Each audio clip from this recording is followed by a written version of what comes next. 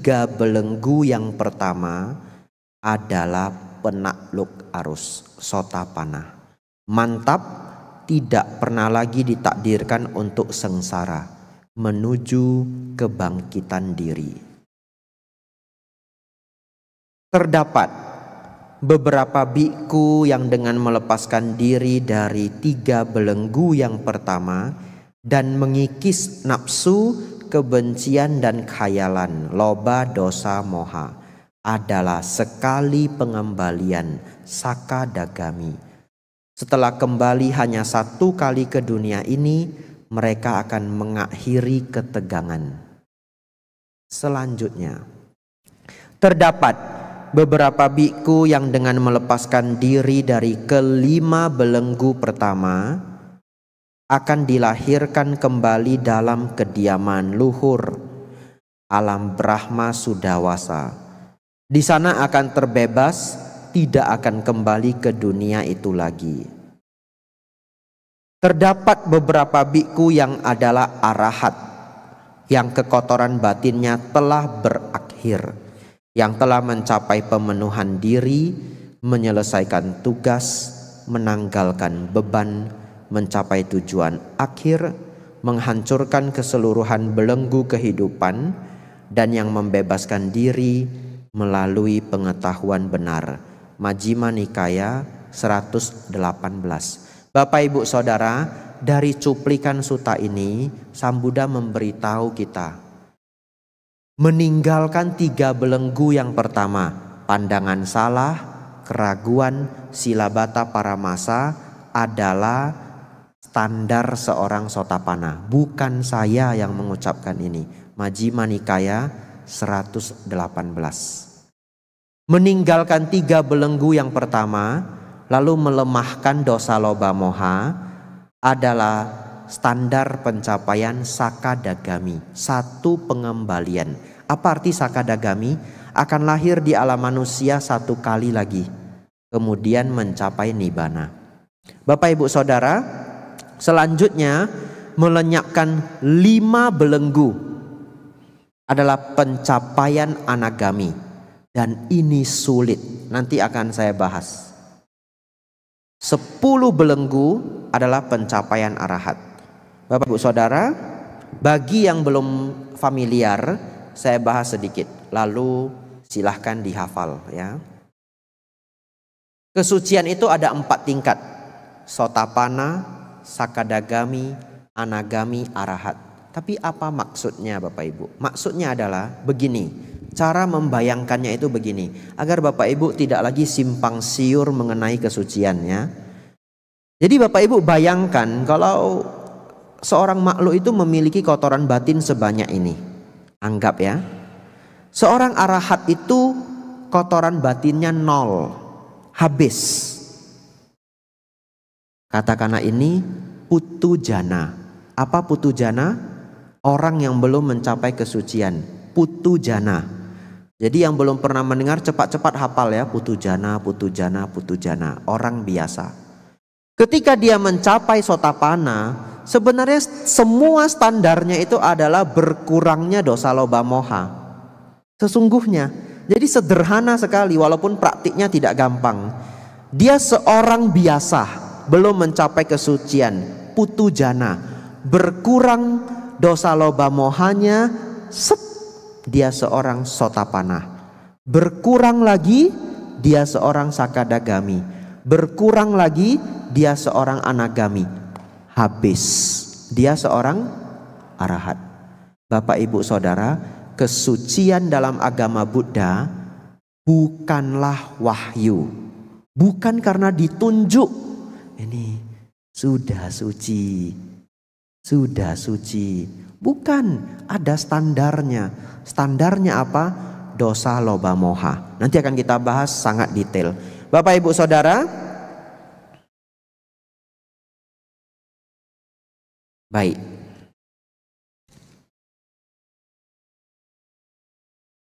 Sebelum saya melanjutkan, ada yang menarik ya.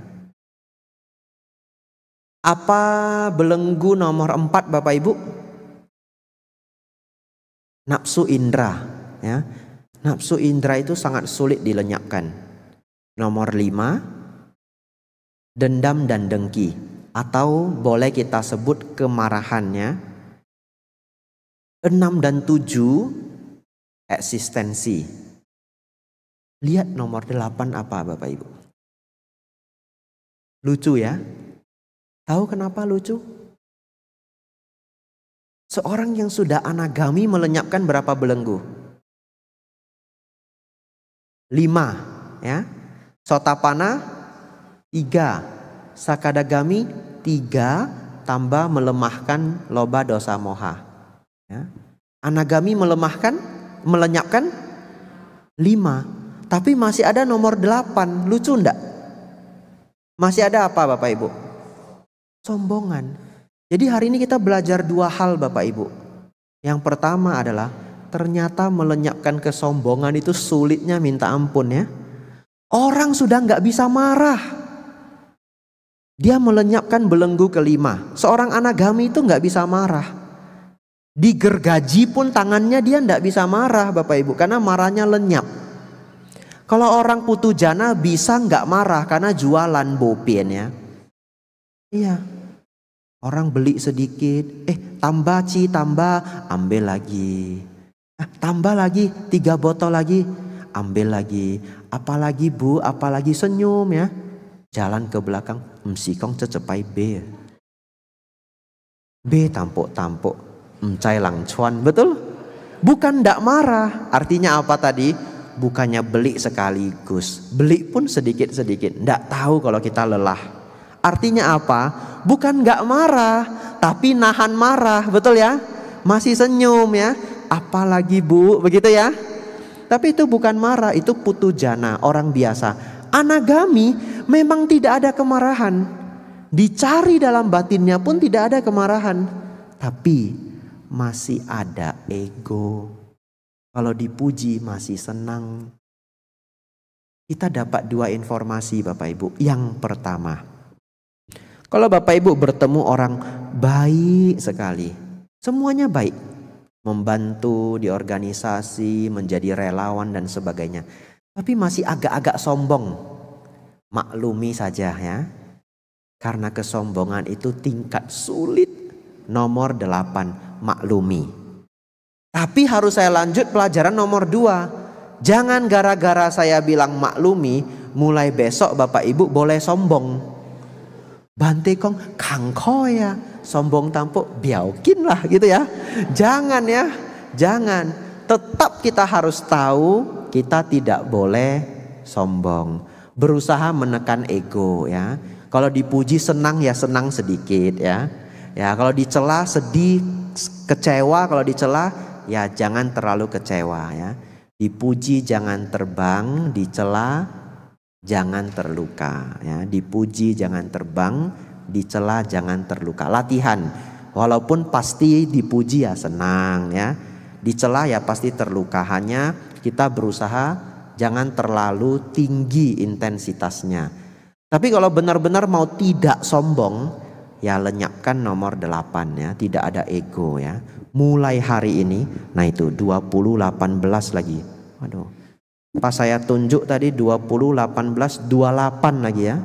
8-nya keluar 2 kali ya. Bapak Ibu Saudara, gara-gara saya ceramah begini, besok-besok Bapak Ibu ketemu orang sombong, Bapak Ibu bilangnya, peho ya. Nomor 8 ya. Kenapa? Lu kok pergi? Tadi lu di sana. Ada dia itu. Kenapa dia? Nomor 8 gitu ya. Aduh entah karma buruk entah itu ya. Lalu nomor 8 ini sudah saya ajarkan ke 3 provinsi ya. Lama-lama jadi kode nasional ya. Bapak Ibu Saudara, baik. Jangan lupa jangan jadi orang sombong ya. Kita masuk halaman berikutnya. Saya akan membahas 5 belenggu rendah. Bapak Ibu harus fokus ya, supaya Bapak Ibu cepat-cepat mampu mencapai kesucian. Yang pertama, apa belenggu pertama Bapak Ibu? pandangan salah. Pandangan benar itu memahami 3 hal. 1, baik dan buruk. 2, hukum kama wipaka. 3, 4 kebenaran mulia. Minimal memahami 3 ini kita sebut pandangan benar. 1, baik dan buruk. 2, hukum kama wipaka. 3, 4 kebenaran mulia. Bagi yang belum pernah mendengar ini, besok harus datang. Besok akan saya buat pelajaran membahas 3 ini, ya. Karena saya melihat penting sekali.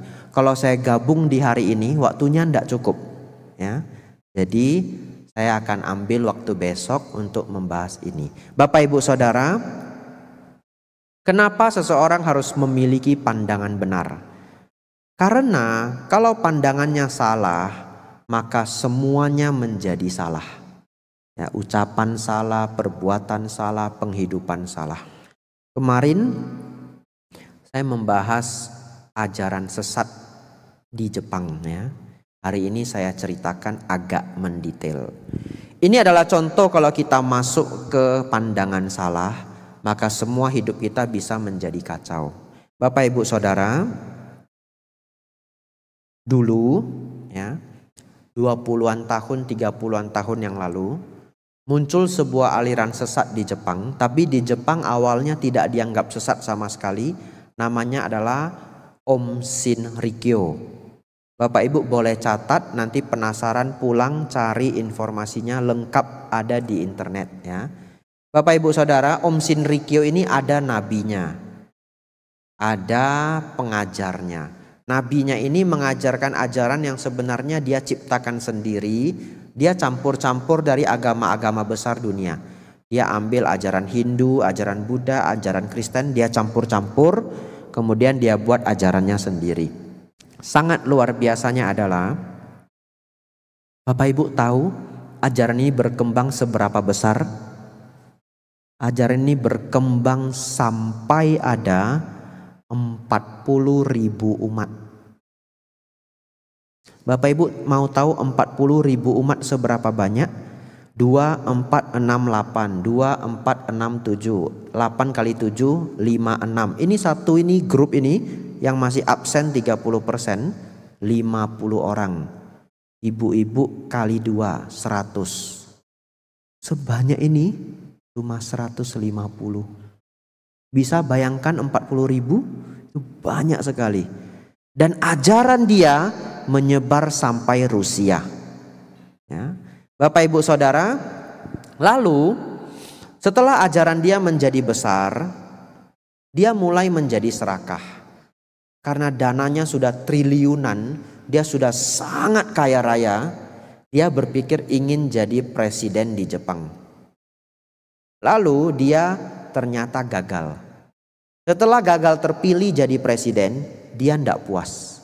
Maka dia mulai membuat ajaran bahwa negara tidak akan damai sampai terjadi perang. Jadi perang itu adalah syarat agar kita bisa menjadi damai. Jadi kalau dunia ini mau damai harus perang dulu. Perang selesai baru bisa damai. Jadi dia membuat ramalan perang dunia ketiga. Tapi ramalan dia kalau nggak tepat nanti dia mundur. Maksudnya apa? Contoh, misalkan dia meramal akan terjadi perang dunia ketiga tahun 97 misalkan. Tapi 97 belum perang, nanti dia mundur. Oh, karena ada satu hal dan sedemikian hal, perang dunia ketiga nanti 99. Kalau tidak terwujud, dia mundur lagi. Bapak Ibu Saudara, bagaimana supaya perang? Karena dia ingin membuat perang. Lalu setelah dia membuat perang, nanti dia muncul sebagai pahlawan kesiangan. Setelah dia muncul, dia akan membuat suasana bahwa karena dia muncul, semua menjadi damai. Dia pasti terpilih jadi presiden. Itu pemikiran dia. Apa yang dia lakukan? Dia mau mengadu domba Jepang dengan Amerika. Jadi dia sampai pergi mencari, bukan dia sih ya, suruhan dia untuk membeli virus antraks. Tapi dia gagal. Lalu akhirnya berbagai macam rupa, akhirnya yang dia lakukan adalah serangan gas sarin. Dia lepaskan gas sarin di kereta api. Apalagi orang Jepang, komuter utama mereka adalah kereta api. Korban yang berjatuhan sampai 1000-an, yang meninggal 13 tahun 1995. Ini enggak terlalu lama Bapak Ibu ya. Hanya mungkin 1995 internet belum berjaya, jadi tidak banyak orang Medan yang tahu. Kenapa dia melepas gas sarin? Niat dia adalah nanti yang tertuduh adalah negara lain, sehingga memicu perang. Itu niat dia. Bapak Ibu Saudara, saat ini sekte ini sudah ditutup resmi. Dan mereka yang terlibat pembunuhan itu sudah banyak yang dihukum mati. Bapak Ibu Saudara, mari kita renungkan. Inilah mengerikannya pandangan salah. Umat-umat ataupun penganut-penganut dia ajak untuk membunuh. Dan mereka membunuh malahan menganggap itu adalah kebajikan. Betul ya? Kalau tidak mungkin mau membunuh. Jadi di brainwash sedemikian rupa agar mau membunuh. Inilah Bapak Ibu Saudara, bukan hanya menuju nibana, tapi langsung menuju alam menderita. Alam menderita namanya apaya. 4 alam menderita namanya apaya. Jadi Bapak Ibu Saudara, inilah bahayanya pandangan salah.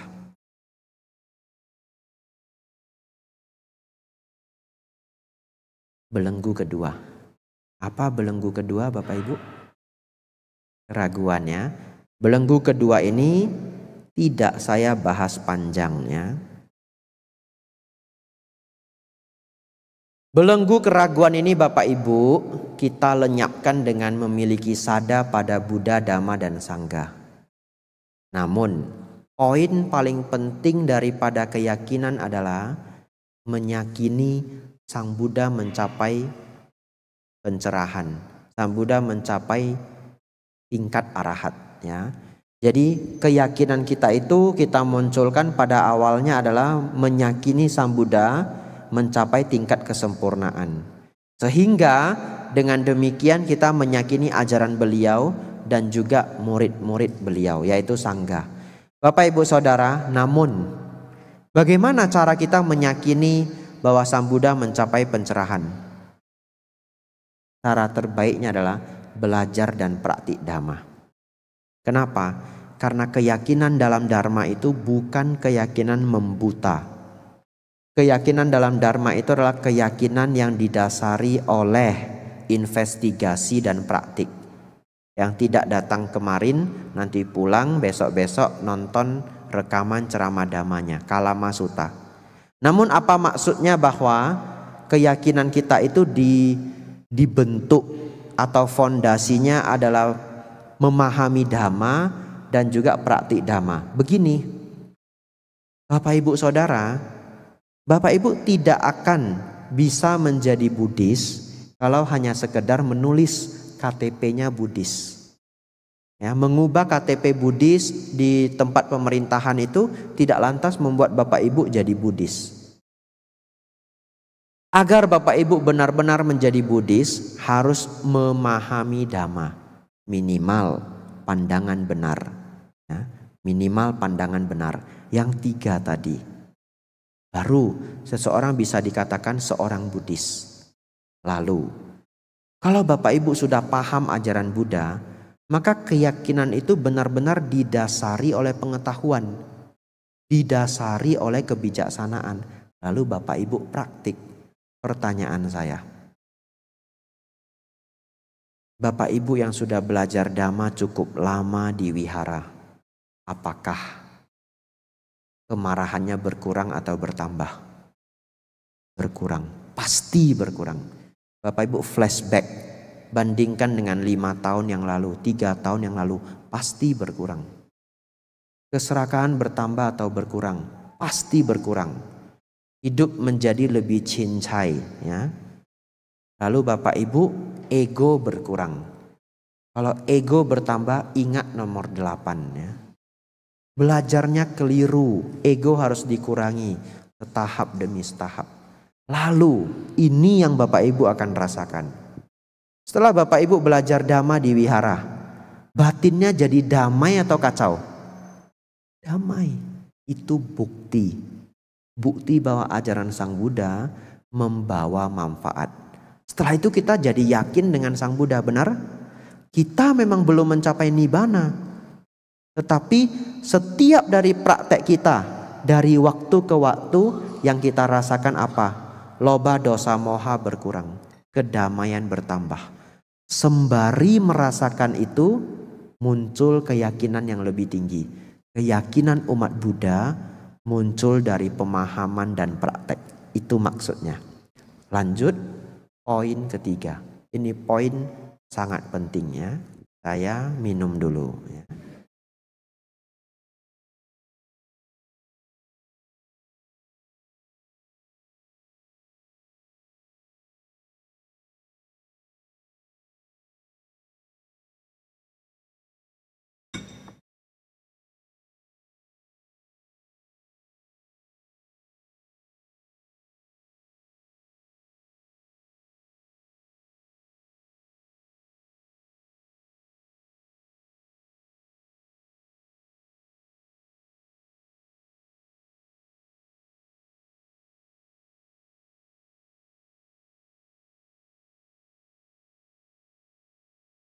Bapak Ibu Saudara, tanpa Bapak Ibu sadari, Bapak Ibu sudah belajar 50 menit.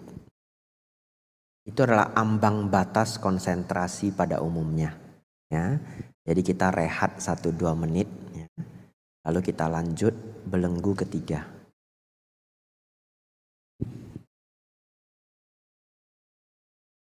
Kalau lenyap 3 belenggu adalah syarat seorang Sotapanna. Saya akan bahas di sini sembari kita merehatkan otak kita. Bapak Ibu Saudara, walaupun Bapak Ibu melihat, oh standarnya 3 ini. Tapi saya menyarankan tidak perlu dipikirkan kapan atau sudahkah kita Sotapanna atau Sakadagami. Saya menyarankan tidak perlu dipikir-pikirkan. Kenapa? Yang penting Bapak Ibu setiap hari mengecek loba dosa moha saya berkurang atau bertambah. Ya, itu yang paling penting. Yang paling gampang dilihat apa? Kemarahan. Yang paling gampang dilihat adalah kemarahan. Yang penting Bapak Ibu cek. Dulu sepertinya saya seminggu marah 2 kali. Akhir bulan 3 kali. Sekarang marah 10 hari sekali. Akhir bulan seminggu sekali. Ya sudah mendingan. Itu yang lebih baik Bapak Ibu pikirkan. Ya. Kalau Bapak Ibu memikirkan, oh ini wah Sotapanna leolo ya. Nanti ternyata standar pengetahuan Bapak Ibu belum pas dengan yang dimaksudkan dengan Sang Buddha. Mungkin Bapak Ibu berpikir sudah berpandangan benar, ternyata belum. Mungkin Bapak Ibu sudah berpikir, oh sila bata paramasa sudah saya lenyapkan, ternyata belum ya. Lalu yang ada apa? Semakin sombong. Mending tidak perlu dipikirkan. Terus belajar dharma. Standar itu hanya kriteria nama. Ya, hukum karma tidak akan pergi kemana. Kalau Bapak Ibu memang Sotapanna, dilabeli tidak dilabeli, tidak akan jatuh ke alam rendah. Bante dari tadi cerita Sotapanna, Sakadagami, Anagami, wape leo Bante ya, uhami yong. Wah, saya sudah hafal manfaatnya apa. Baik. Seorang Sotapanna Bapak Ibu maksimal 7 kehidupan lagi akan mencapai nibbana. Ya, maksimal, bisa lebih cepat. Ya, akan mencapai nibbana. Dan seorang Sotapanna tidak lagi bisa terlahir di 4 alam menderita. Lalu pertanyaan saya, Sotapanna masih ada nafsu atau tidak? Ada ya, karena nafsu belenggu nomor 4. Sotapanna melenyapkan 3. Oleh karena itu tidak heran di zaman Sang Buddha banyak para Sotapana pun masih berkeluarga. Masih ada suami, masih ada istri. Barangkali ada yang terkejut. Tidak apa-apa, nanti cek lagi pas baca suta, coba dicermati. Ya. Anathapindika masih ada istri, mencapai Sotapana. Kenapa? Karena Sotapana tidak ada hubungan dengan melenyapkan belenggu nomor 4. Ya. Tapi kalau dia melemahkan belenggu nomor 4 dan 5, dia disebut Sakadagami. Umumnya Sakadagami itu sudah tidak lagi beristri atau bersuami. Ya. Jadi Bapak Ibu Saudara, kenapa saya menginformasikan ini?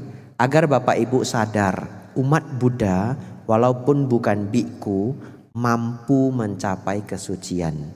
Ya, malahan itu adalah target utama Bapak Ibu, capailah setidak-tidaknya Sotapana. Untuk apa sudah belajar Dhamma tapi masih akan jatuh ke alam rendah? Ya, sesungguhnya Sang Buddha mengajarkan jaminan kepada kita. Kenapa kemarin ada 4 jaminan? Ingat ya, ini lanjutannya. Kenapa kemarin Sang Buddha menjamin tidak akan lahir di alam menderita? Karena kalau 3 belenggu ini lenyap dan seseorang mencapai Sotapana, tertutup 4 alam menderita. Jadi kalau Bapak Ibu satu ketika ditanya, Bapak umat Buddha, jamin gak masuk surga? Ada yang nanya begitu ya? Misalkan ya. Bapak Ibu jawab apa? Oh, ada jaminan kami. Jaminannya adalah pencapaian kesucian tingkat pertama, Sotapana. Seseorang yang mencapai Sotapana tidak terlahir lagi di alam menderita dan akan mencapai Nibbana maksimal 7 kehidupan.